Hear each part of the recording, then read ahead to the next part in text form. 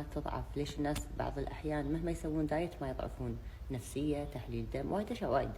بس سالفة الأكل بالليل استبدلها بالأشياء اللي ما تمتن، أو على الأقل الكالوريز فيها أقل، ما فيها دهون وايد، ما فيها شوجر وايد. هو مو موضوع يوم نص الليل، هو بس شي طفاسة. أنا شو يصير فيني؟ أبي بس أعلج، بس أبي أقروش، صح؟ أطالع فيلم أبي شيء أقروشه، أبي شيء أكله، أبي شيء أقمسه. I know. فشو تسوي؟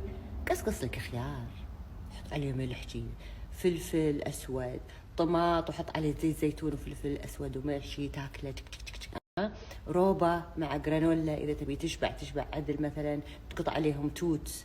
عرفت شلون؟ أشياء مفيدة، بس على الأقل شوي أقل من